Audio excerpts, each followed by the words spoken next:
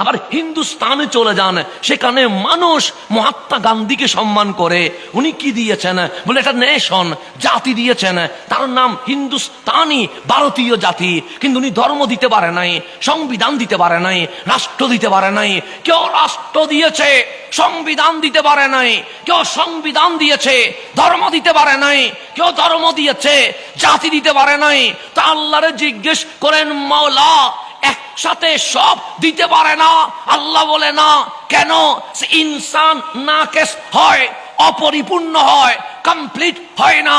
তো অপরিপূর্ণ মানুষ সব সময় সব দিতে পারে না, একটা দুইটা দিতে পারে।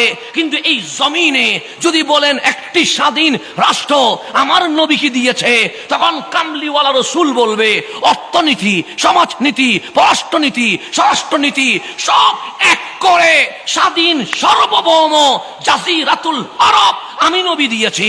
নবীরে আপনি সংবিধান দিয়েছেন। আমার নবী বলবে, যখন কলম নামের কলম ছিল নাই, কাগজ নামের কাগজ ছিল নাই, সর্বপ্রথম লিখিত সংবিধান মদিনার সনদ আমি নবী দিয়েছি। নবীরে আপনি কোন দিন দিয়েছেন?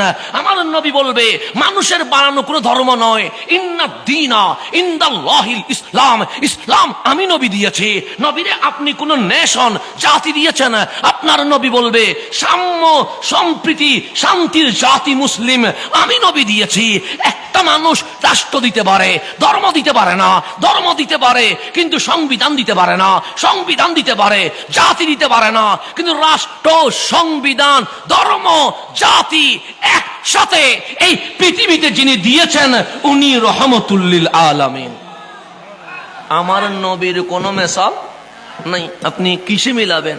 শুধু অনলি ওয়ান পারসন, একজনই, উনি রহমতুল লিল আলামিন। ইতিহাস বলছে উনি রাষ্ট্র দিয়েছে, ইতিহাস বলছে উনি সংবিধান দিয়েছে, ইতিহাস বলছে উনি ধর্ম দিয়েছে, ইতিহাস বলছে উনি জাতি দিয়েছে।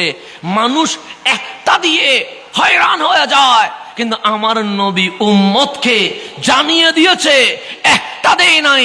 রহমতুল লিল আলামিন হইয়া শুধু মুসলমানের উপকার করি নাই, শুধু মানুষের উপকার করি নাই, মাওলার সমস্ত সৃষ্টি জগতের উপকার করে দিয়েছে।